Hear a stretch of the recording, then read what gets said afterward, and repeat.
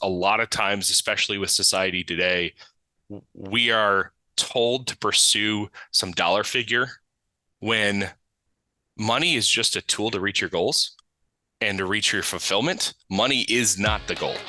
And, society tells you money's the goal, and it's not at all. Hey, what's up? It's Jason Wojo. Welcome to Life in Air Show. On the Life in Air Show, we help people make more, work less, and live better. I am joined on this episode by my co-host, Polish Peter.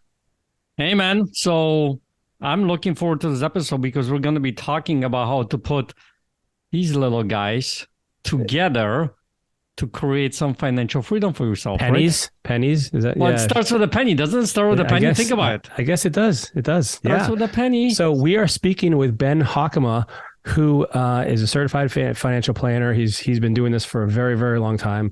Really interesting conversation, though, not at all what I expected, and in a refreshing way, in a good way, and in a really encouraging way.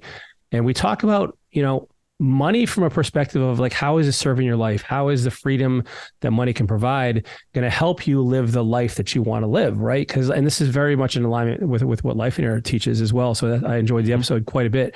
And we talk about, when is enough enough? We talk about things like, how are you going to handle your money in a way? What if, when you have a relationship, we discuss that when you have two different views, we talk about sometimes the perspective of money, the emotions behind money, and the needs you're trying to fulfill through money. And so it's a really great episode, man. Yeah. And then the relationship that you have with money. Yeah. When you start looking from that perspective, a lot of different things start to shift in how you actually build your financial freedom. He goes over the steps to get to the financial freedom. So let's get into this. Pull out your workbook and start taking notes. Here it is. Here's our interview with Ben Hockema. Ben, what's up, man? Welcome to Life in Air Show. Hey, thanks for having me on. Dude, I got to tell you, I looked over your history and I saw like all of your accomplishments and your experiences, and I'm excited to have this episode because, working with money and wealth and like people's beliefs around money and their pursuit of it is like such a huge part of their life. How did you get interested in this field, by the way? Yeah, it's, goes back to college. I went to college thinking I was going to be like my dad and be a doctor. And then I went to the operating room with him once just to see him do surgery. And then I said, that's not for me. Nope. Too much blood and don't want to get my hands in someone's mouth or anything like that. So I talked to him and I'm a lot like my dad in a lot of ways. And he said, if I wasn't in the medical field, I'd be interested in personal finance. And just one thing led to another. Got an internship with a financial planning firm. I didn't know what that meant. Ended up working there for 15 years, became a minority partner, and then launched my business January 1st, 2020, right before COVID. And great time to launch a business for sure. And just there's a lot there. And I was blessed to be under a great mentor who I think now that I know what I know, a very unique situation to learn from somebody who really approaches it in what I think is the right way of treating people as people and not numbers on a spreadsheet and things like that. Got it, man. Well, and so I'm curious, and this is pure ignorance on my behalf. What is the difference between a certified financial planner and a registered investment advisor? Yeah, great question. There's a lot of financial terms out there, and most of them mean nothing. So, thank you for that transparency. Yes, there is. What a lot of people don't know is anybody can say they're a financial advisor if they take one little test and have a high school degree, and that means that when you talk to somebody, you have no idea what they actually know or what they mean. So, might be a little sidebar here, but I'll give a 2-minute kind of history of the industry because I think that's really helpful for seeing where we are. So if you go back to the 80s, 70s and 80s, a financial advisor was a stockbroker, helped you buy stocks. There was no Schwab or E-Trade or anything like that you go and buy something on your own. So that was your access to investing. Then in the 90s, Charles Schwab showed up and they came out with a discount broker, and they were able to not just have a stock, but now you could buy mutual funds. And most people have heard of mutual funds and just putting stuff together. And at the same time, there's this track of insurance agents, and there's always been insurance and selling different products that were out there. Well, then in the 2000s, with technology and other changes, then it became an asset allocation, which is another big buzzword in the industry of putting together different things that fit together. But then it has kind of stopped there. And for the last 20 years, it's just been about insurance and investments. Now, I think there's a new set of advisors, financial advisors, which is a similar term to financial planner, which is a similar term to financial coach. All those can mean different things, but they're looking at the holistic picture of what makes you tick, what is important to you as a person, help you filter through all the noise of all of the things that are out there. You know, you should go buy rental real estate, or you shouldn't buy it, or you should pay off your mortgage, or you shouldn't do it. And investments are a piece, insurance is a piece, but I think true financial planners, which I'm a certified financial planner, the ones that do it right are looking at everything money touches, which is almost every decision that a lot of people make. There's some money component on with that. All right. Well, so what I heard is like those letters, those designations may or may not mean a whole lot. Like so you've been doing this for a while. How does somebody like discern between these different professionals, like to get and who they're going to get help from? For sure. So I'll start with, I'm a certified financial planner. I think that is the bare minimum standard in my mind of if you're going to somebody who's going to do more than just sell you insurance or give you an investment portfolio and take a commission off of it, they need to be a true certified financial planner, CFP.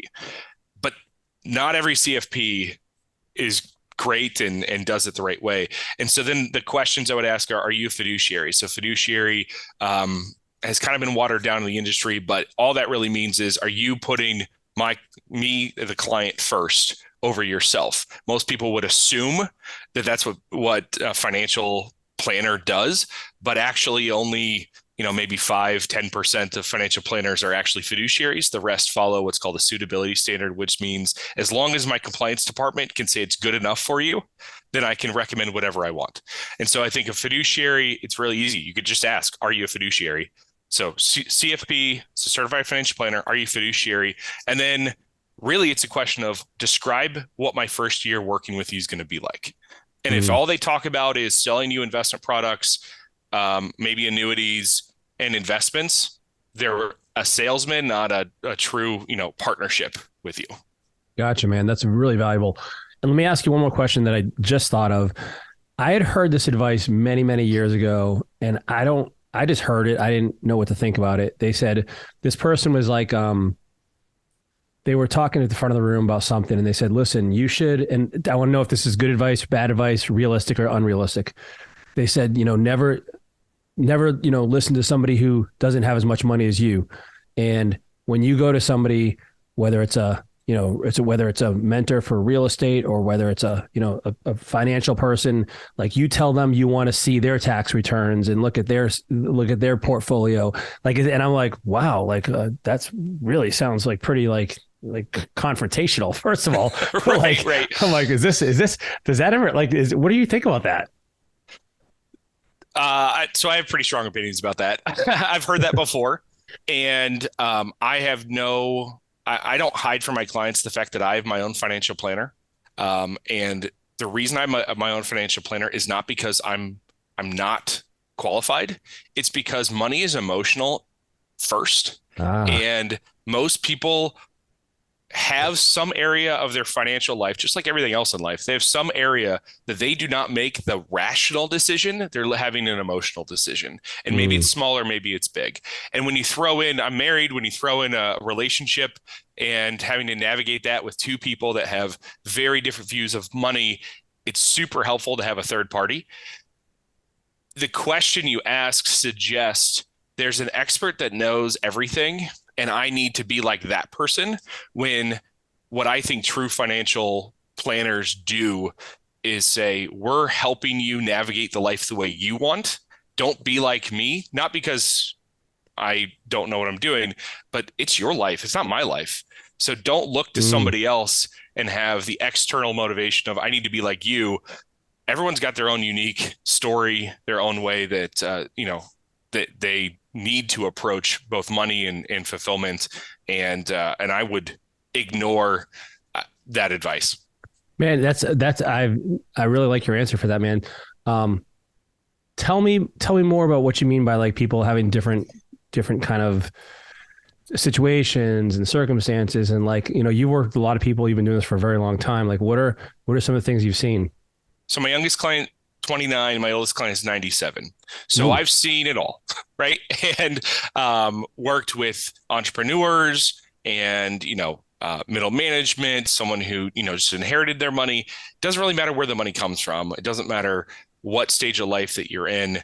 I believe that a lot of our hangups, everyone's got their own hangups about money. A lot of our hangups, our view of money is really starts in childhood. There are things that have happened in your childhood, whether it's the way your parents approached money or experiences that you had the first time you got a job or whatever else, that impacts your relationship with money. It truly is a relationship with money the rest of your life. And I know for my 97-year-old, he was born in 1925. And I know with his experiences of being, really young in the Great Depression and how he grew up from there, and he's a veteran of World War II, and those experiences and what all that means, that impacts his decisions today. And so there is, just like we all have our own personality, we have our own goals, we have our own, story. Money is a piece of that. And a lot of times, especially with society today, we are told to pursue some dollar figure when money is just a tool to reach your goals and to reach your fulfillment. Money is not the goal. And, society tells you money's the goal, and it's not at all. Do you see a lot of people that have investing strategies that it's basically like, hey, max out. It's all money. Like we're looking for $1 million or 10 million, or like just an arbitrary goal based on ego or bragging rights or what? Yes. I would say a lot of people, so most people fall into one of two categories, and it's a spectrum and you can move between them. But the two categories are money. I want to pursue wealth or money for security, or I want to pursue it for opportunity. And you can, in different situations, jump between them. For my wife, she's 100% on the security side. I started my business. I'm more in the opportunity side for it. But regardless, your mindset affects the way you approach money. I've seen clients that are on the security side that then go and invest in very risky investments on their own because they want to get rich to then feel the security. And so that doesn't necessarily mean the same as risk tolerance of, am I willing to take risks or not? But they're pursuing some idea of, if only I got this money, I would feel secure. When, if you get to the heart of it, and this is what we try to do with our clients, when we ask the questions of what the motivation behind it is, you can see, or I can see, that it's about trying to fulfill some, I don't want to let my family down. Or I don't want to have to say no to paying for my kids' college to an Ivy League school, or it's some sort of regret or shame. Something around that is a big motivator for a lot of people. And they pursue these other things thinking, if only I could do this, then we'd be fine. And again, I think society does that, whether it's the YouTubers or the TikTok videos. It's always like, well, here's a get rich quick scheme, and think of the life you could have without it. And so I think there's so much at people. It's always existed, but it's worse today than it's ever been, of just comparing to other people. And, you see your neighbor go on vacations. You have no idea what it took to get there. All you see is the pictures. And, everyone's got a little bit of FOMO and wants the life that they see other people have. Well, it seems like it's a game you can't win. First of all, like you said, you don't know what life really looks like for somebody. And there's always somebody else who's going to be apparently doing better than you. And it seems like a formula for dissatisfaction and not being fulfilled and feeling inadequate. Do you see, for those people that have pursued that, and I'm assuming, you've had people that you've worked with who have hit the magical number. what happens? Like, what's their reaction to it? Are they like, yes, I'm there, or are they like, okay, that's not what I thought it was? Like, what does that look like? It's definitely more the latter. People hit the number that they had in their mind. Financial security, I tell them you're financially independent. You don't need to worry about making another dollar. You can retire. But if they don't retire to something, or they don't have a next goal in mind, they realize that it was all worthless, that really it was about some goal, not for an actual purpose behind it. And so I've had clients that never figured it out. They retired early. They had the number, and they missed their job so much because they had no other purpose in life that they went back to work because they needed some other goal. They hit their financial goal, they retired, they hated their job, and they went back to the same job because that felt better than, kind of the emptiness around. If you don't figure out what the purpose actually is and what your identity is in your own story, then you're not able to let money do what it needs to do, which is, again, just be a tool rather than the end all be all. So I've had clients do that. I have clients that are on the security side, and they hit the number in multiples of how much they actually need. And it doesn't actually change the feeling of, but if only I had more, then I would feel even more secure. And it's, a constant conversation that I have with them where we meet regularly with a few clients that I meet with more than others, just because they need to hear from me, it's going to be okay. And it doesn't matter what the dollar amount says, they want to get there. When we start with a new client, we ask two questions. One is, we kind of touched on, what's your earliest memory of money? But the second, which speaks exactly to this, is if you woke up tomorrow and you had $1 billion, and I say $1 billion just because it's a big number that I don't think anyone realistically can spend over their life. If you woke up tomorrow with $1 billion, tell me how you would feel. How is your life different? What are you doing differently right away? What are you doing the same? And that can help reveal where money is influencing you in your life versus actually pursuing something else. And so if the answer is, well, my life is completely different for all these reasons, well, now we have a goal. That's actually what you want. You want money to not be a factor in your decisions. Let's help you get there so you can focus on what actually matters to you. Because once you take money off the table, where you don't need to worry about where it's coming from, that reveals really what you're going for. It's interesting, man, because I think of somebody who like wins the lottery or whatever, and first of all, they don't have the maturity or the discernment to handle it, so they lose it. But it becomes evident that they really never had a plan for what they want to do in their life anyway. And now that money isn't a restriction or limitation on that, they're lost. Mm-hmm. And so I think that's so true. Like, you really need to have. I almost think of like, you kind of said it, like money gets out of the way is in terms of like preventing you from having these things. And so having that plan and knowing what you want to do and is really important. And by the way, how do you describe for most people, like what does, financial freedom mean? Mm-hmm. So we talk about 6 stages of financial independence, financial freedom, and I'll quickly run through the first couple just because I think you can get the spirit of why we talk about them. So the first is just an emergency fund. Have enough that you can cover, some your fridge breaks, you can cover that, whatever else. Then have 1 year of expenses saved up that you could access. That's very freeing for people to know, hey, I could get sick, I could have whatever else, and I can cover a year worth and my family's not going to starve. Then number 3 is have enough that I can leave my job. A lot of people hate their job. That's just what I know. And so if you can get enough money that you can say, I'm going to pursue the career I actually want, not the career that I'm stuck in. And so whether that's, hey, I really want to be an attorney, so I need to go to law school. That number is different than I just want to switch from this job to this job and not be worried about it.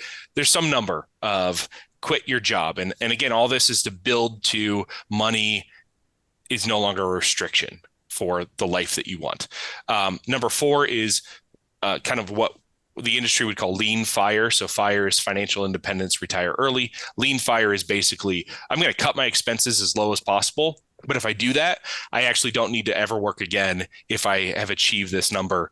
That it's for especially the security people, that is very powerful to have that number, because they know, okay, worst case scenario, I'm going to be okay. I can survive for the rest of my life.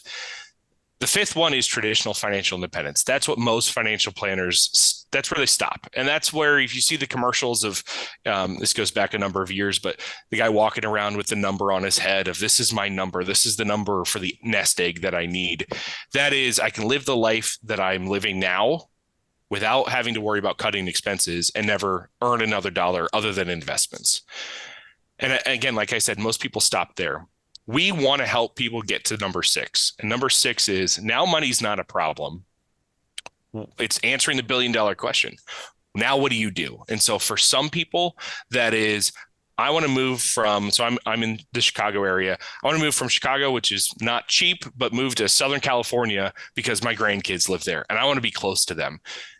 That's what's most important in my life. I know that's what's most important. So I'm going to do that. And I've had a client do that. Another person said, I want to spend my time mentoring, young entrepreneurs because I built my business and I did this, and I want to do it in a way that is, pro bono or really inexpensive. So I can help the people that the coaches can't help because they're charging money and these are startups. And so they're able to go and pursue areas. When you take money off the table, it opens up all sorts of opportunities, and true financial freedom is really following what your calling is and doing it completely, and all in without really even thinking about the money.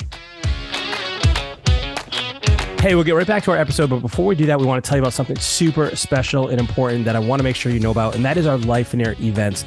There are 2 in particular that I want to draw your attention to. One is called the Get a Life Getaway, and we've been doing this for almost 15 years now. Peter and I have been doing this together for about 8 years together, and then we have our Business Builder Workshop. And this is why it's so important, because if you don't have the ideal life you want, guess what you need? A vision. A vision is something that we create at the Get a Life Getaway. And listen, it takes us a full 3 days to do that. And so we've been doing this for so long. We've refined the process. We've perfected it. We've walked almost 10,000 people through this process, and we want to show you this process. Now, you can probably try and do it on your own, but why would you try and reinvent the wheel? Let the experts, let us hold you hand in hand through this process. Peter and I teach these personally. You're getting this right from us. And that's the first part of this equation. Now, the second part is like, hey, let's say you decide that you want to work 20 hours a week and you need to make $100,000 to live your vision. Well, guess what? We teach you at the Business Builder Workshop. Exactly that. We will walk you hand in hand and show you our proven process to remove you from your business, to help you make the money you want, to enable you to own your business rather than have it own you. Peter, these events are awesome, man. Oh yeah, we do these throughout the event, throughout the years, and we're doing them throughout the country. So head over to one of these events, because you'll be surprised how amazing it is to write your vision for your life. I wish somebody would have told me this 10 years ago to do that. When I came here to this country, I had no freaking clue what a vision is, whether to actually write it. So the fact that you're sitting here on this podcast and hearing this message, I would encourage you that this is something that you would go ahead and do that sooner than later. So how do they go about doing that, Bojo? Well, and Peter, not only that, but we have a very special offer for them. Because you are a loyal podcast listener, I know you're tuning in every single week, hanging on every word. You've given us reviews, ratings, thumbs up, told your parents about it, your mom, your dad, your dog, your neighbor. We are giving you a 50% off, 50% off special offer. So you'll go and choose either the Business Builder Workshop or the Get a Life Getaway. Like Peter said, we do these all over the country. We do about a half dozen of these events per year. And when you check out, after you choose which event you want to attend, then you will enter the promo code PODCAST. PODCAST. Podcast is your promo code. You'll instantly get 50% off, and we will see you at an event soon. Now, here's my advice. Don't wait to attend this. Don't wait to register. Put it on the calendar now. Go right now. Pause the podcast if you have to. Go open a browser. Go to lifeinair.com. Enter that podcast promo code at checkout, and we will see you at an event soon. Let's get back to the episode. So once you move past the emergency fund and you start moving, like the illustration you gave is like, hey, the job that you kind of really want. Mm-hmm. When you're accumulating this money from that stage forward, is it the cash flow that's produced from your savings or from this money or from this investments that's allowing you to do that? And so let's say you have a job and you're making 50 grand a year. and you want to take a job that's making 30 grand a year, but you love it. Is that $20,000 difference made from, are you living off the savings from that? Or is it the cash flow or whether it's, I don't know, dividends or right. Like, where's that money coming from? Help me understand that. Yeah. So, a combination. So part of it is if you're able to get to that number, you've had to save money. So if you're making 50, you're not spending 50 if you're able to save to build up to now you can take a different job. And so that's part of it is you've got to have savings if it's going to generate some income. So it's filling that in. And so we like this illustration of the difference, if you want to hit that number 2, the 1 year target, I've saved 1 year worth of income. There's a couple ways to do it. You can make a lot of income and then save a decent amount.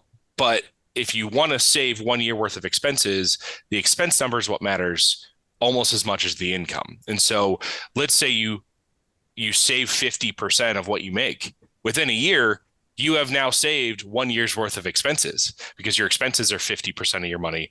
If you only save 10%, it's going to take you 9 years to build up enough to cover your 90%, the expenses that you have. And so both income and expenses are very important in that. And so part of the answer to your question is you had to have some savings that will be generated from dividends or rental income or whatever you've done with your investments. And depending on the size and opportunity, there's a lot of things you can do. And it's not one size fits all. A lot of people say, well, just give me the portfolio. Well, it depends on who you are and what your goals are. But with all that said, a big part is the savings number. Secondary is actually what is it doing for you with your investments. But do you think that most people should, like, let's say they have a year of savings. Are you thinking that, like, most people at that point, you're like, okay, you got that box checked.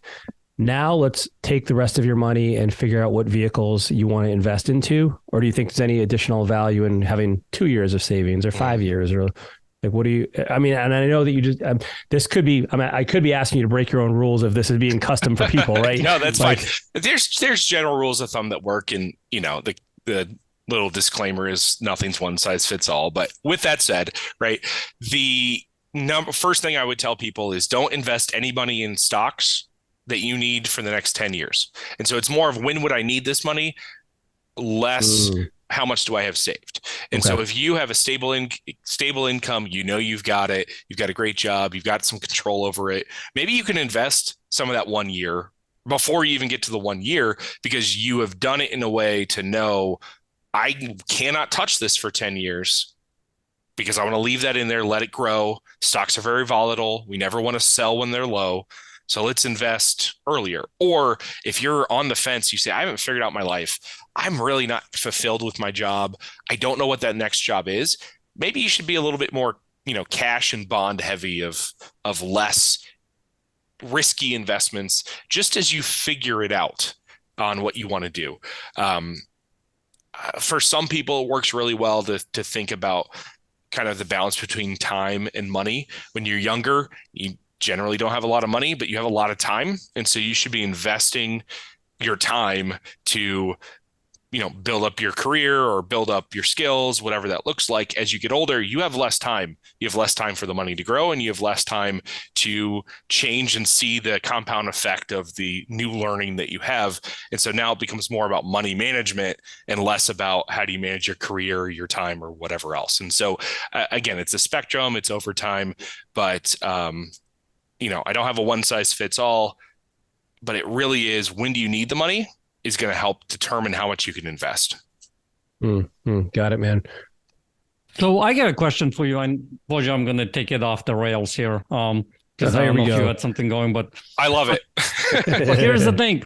I want to make sure that we don't overlook something that I think it's very important for me specifically. And I think for a lot of the conversation that I have with my students is this money relationship. You mentioned at the beginning of the conversation about the relationship with money. You talked about this 93-year-old that you have, and we went to Great Depression and war and all that kind of stuff. So this way of looking at the money, the relationship money, could be different than someone who was born in the 90s. or early 2000s, right? I mean, I came out that, when I was growing up a little, I came from Poland.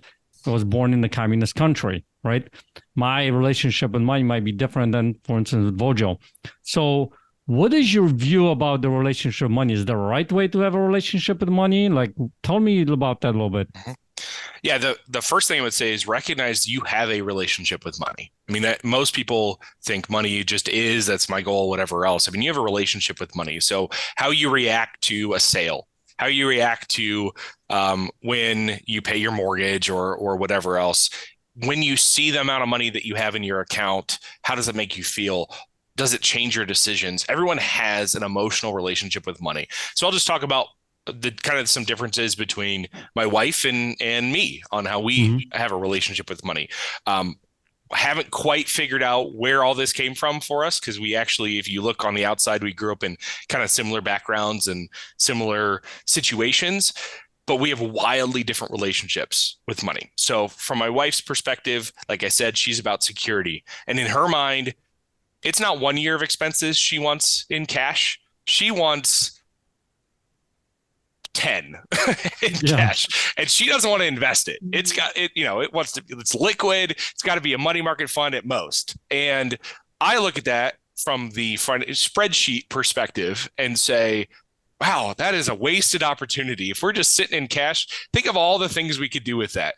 And I like the idea of, I do have somewhat of a shiny object syndrome, like new things in terms of pursue new opportunities, whatever that looks like.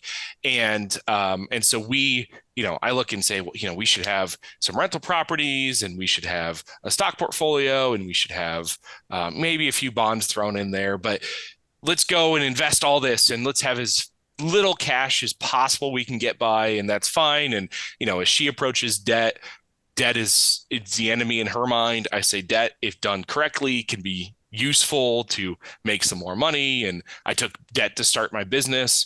If we didn't have a great relationship, I wouldn't have started my business, because that is very risky for her. So we each individually have a relationship with money, and we approach it so differently. And so when we talk about things, we talk about, what am I going to invest more into my business and maybe hire somebody else and go for more growth, which that means we have less cash flow personally. That's a conversation that we now can approach and say, I know I'm always going to say invest, because I'm looking 20 years down the road. She's going to say, yes, but I want to make sure we have more cash.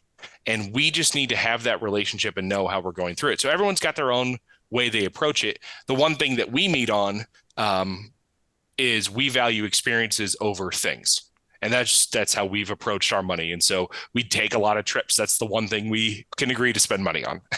Otherwise, our own relationship with money is unique. And then when you throw in the fact that we're a couple and we manage money together, that adds a lot of, other dynamics with there. Right. So who's right? You or her?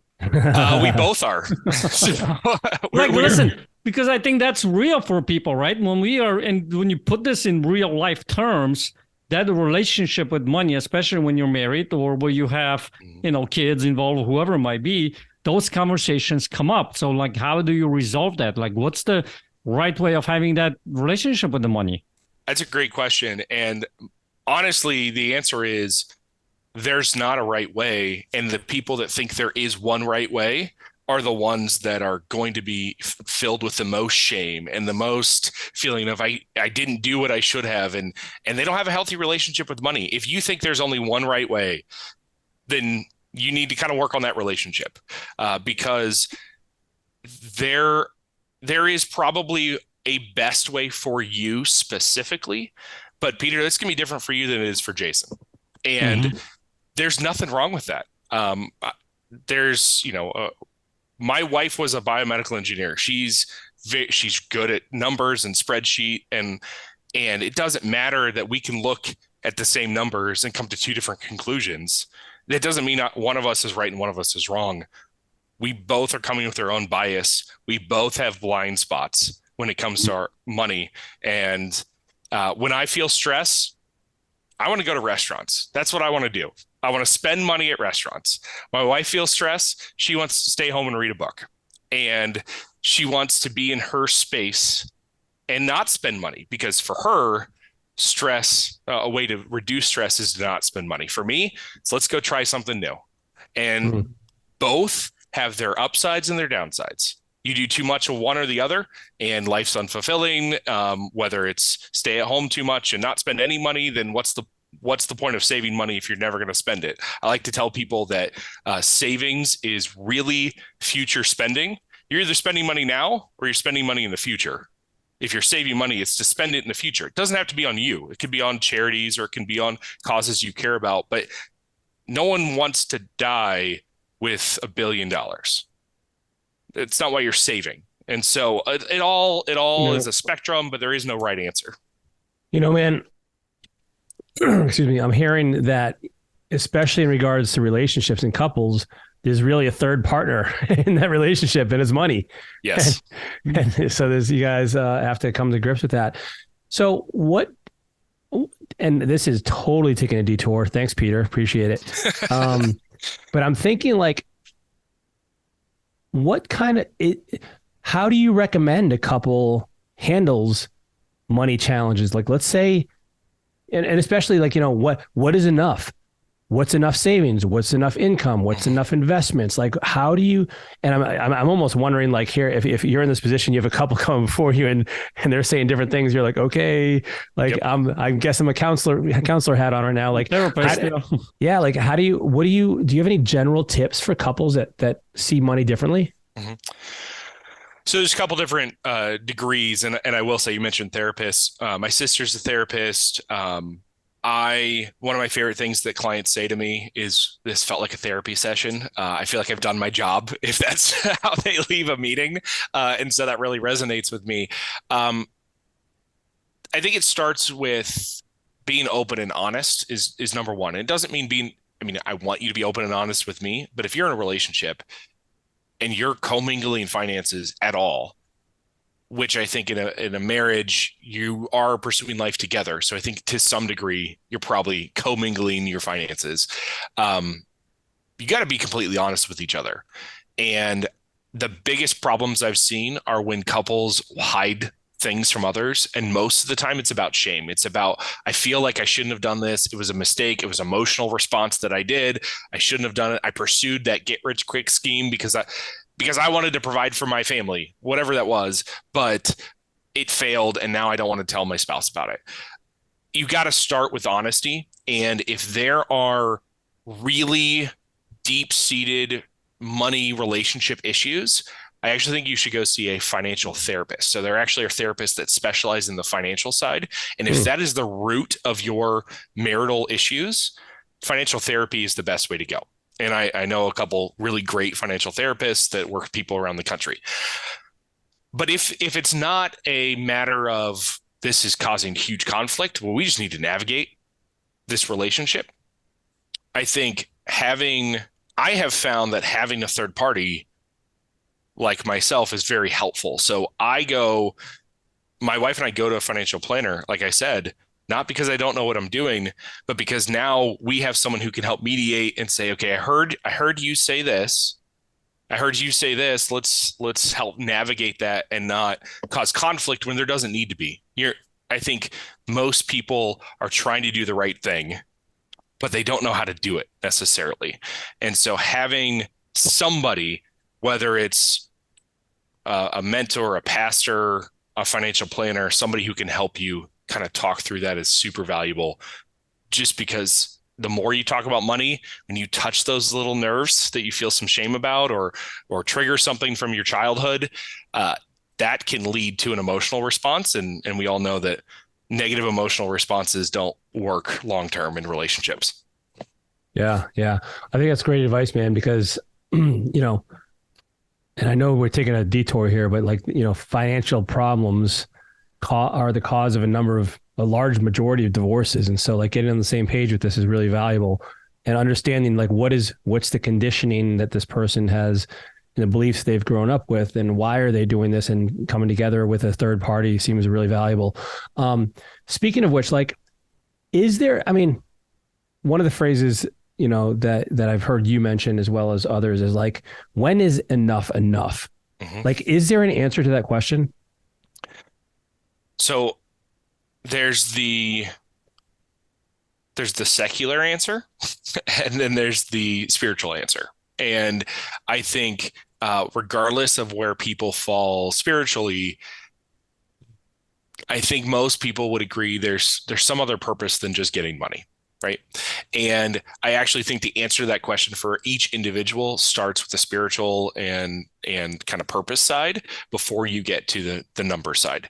So on a spreadsheet, I can come up with a number of what is enough to check those boxes of you're fine. But we all know life throws things at you that no one expects. And whether that's a special needs situation or a disability, or you live a lot longer than you expected, whatever those things are, there's the financial side, but it starts with, why am I here? And what is my calling and what is my purpose? And so that's part of why we actually ask that $1 billion question, because we want to remove the spreadsheet answer and talk about what matters to you, what makes you tick, when you look back on your life, what are you going to regret not doing the most, and what do you want to be known for, or what do you want? Why are you here? And that identity is actually the root of the what is enough question. And so, like I said earlier, I like it when people leave my meetings and say it was kind of like therapy, because that's really where we get to. And I like to spend my time is focused on what is enough for you, and let's remove money from the equation. So again, spreadsheet, easy to come up with an answer. Honestly, that's the easiest part of my job. It's more about really understanding who you are and why you're here. So if I understand correctly, let's say you're like, hey, I want to, my job is to, I'm going to be a social worker, or I'm going to do mission trips, or I'm going to, start whatever. And I don't mean all of these to sound like some super altruistic things, right? But just as examples. And then you would calculate what the living expenses for that lifestyle or for that position would cost. And then you look at that and then figure out how much money you need to do that. Am I misunderstanding that? Let's take that, social work question as a good example. So if somebody says that, first question is going to be, so tell me more about that. Why is that your calling? Why have you led to that? Because I've seen a lot of people, they think that's what it is, but they're doing it for some other reason. And I had that same issue when I started my business. I thought I was doing it for some certain reasons, but what I realized a couple of years in was I was doing it to try to meet some, I was trying to do it so that my peers that I respected in the industry said, you are good enough. And some of the decisions I was making very early on in my new business when I started it were about looking valuable rather than providing value. And we've shifted that somewhat, and it helped have some realization and talking to my dad and things like that to kind of help me figure that out. And so that's the same thing for the social work. I want to know why, because you could say that's it, and I'm not questioning, is that really what your passion is? But there could be some things that impact your money on how you answer that question. So if you're saying, I want to do this because I want to help these people, well, great. Now I can look at not just the financial side and put on the spreadsheet of how much you need and how to cover your costs, but also maybe there's certain investments or charitable organizations or things we need to build into your plan that you're saving for or spending money on that add fulfillment to why you want to be a social worker. Or maybe the social worker is just a step in that direction, and that builds into your life plan of what are we doing with the numbers and how does that all fit in. And so it's easy for me to run the numbers. Yeah. But as you live your life, things change, and it's really helpful to spend that time to figure out why you're doing what you're doing.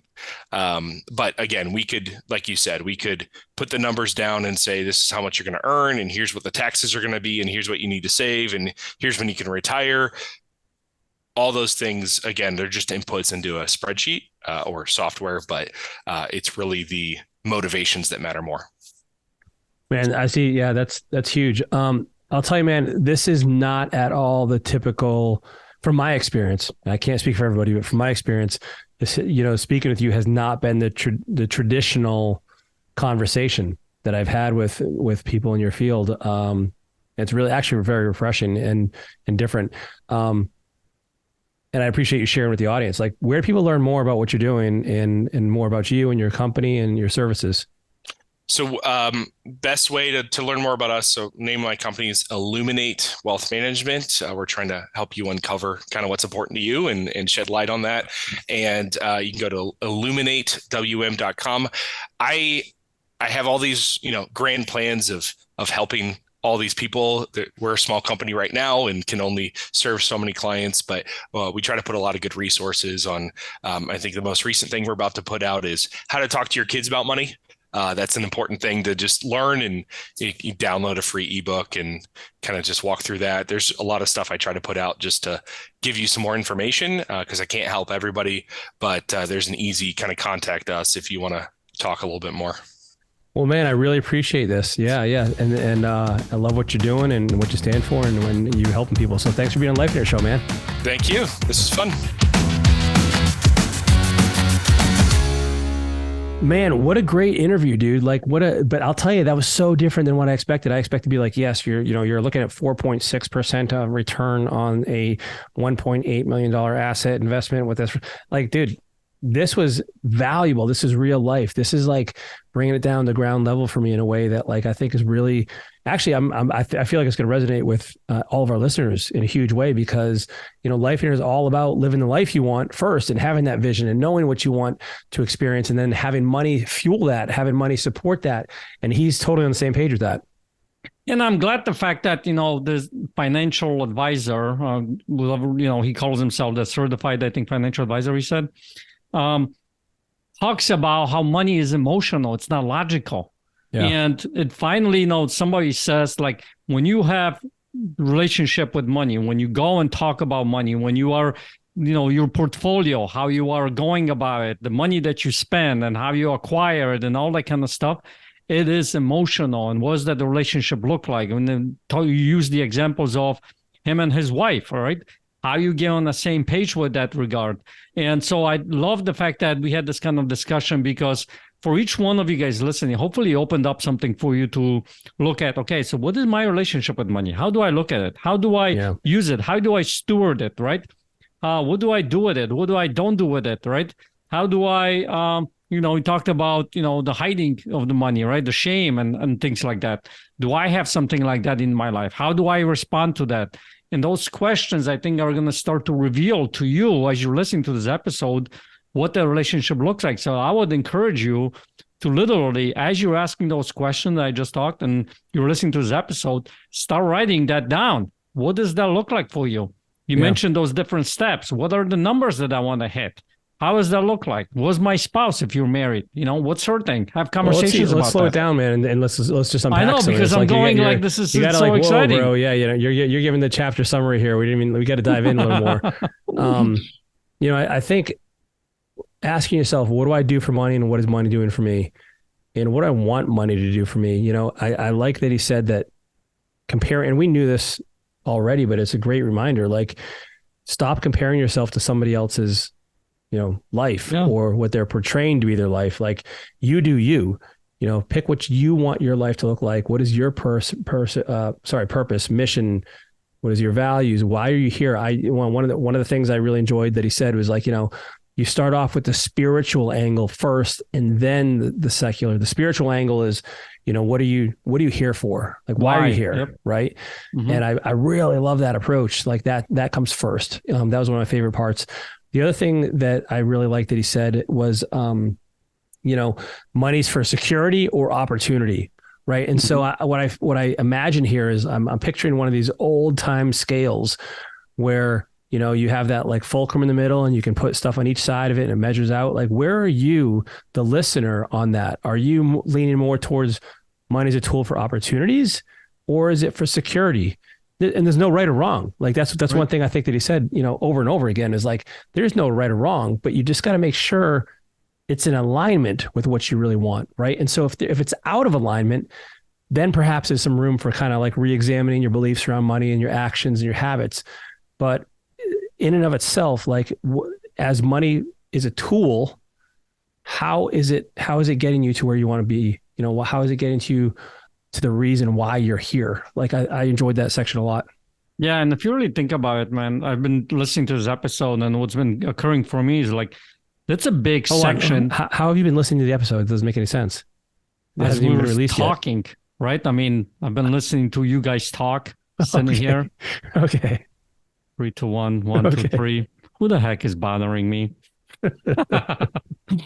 So back to what I was saying until I got rudely interrupted. As I'm listening to this episode, listen, what occurred to me is we take a big chunk out of the 3-day Get Life Getaways. We talk about the subject. You know, we talk about the money. We talk about the, you know, because it's such an important aspect to your vision, to what you want. When he was talking about, you know, why do you want that? And that 93-year-old gentleman that he was talking about. 99, 97, something like that. Yeah. Yeah. So, you know, there is a vision that this person has. We all have these visions that we're going after.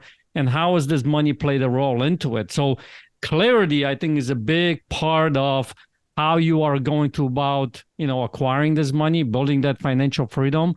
Because without that clarity, without knowing what you really want and why do you want it, what the relationship looks like, it's going to be very difficult for you to get there. Well, you know, and the thing that struck me as well is this discussion of when is enough, whether it's money in the bank, whether it's investments, whether it's income. Mm-hmm. That's something to consider, again, with the lens of why are you here?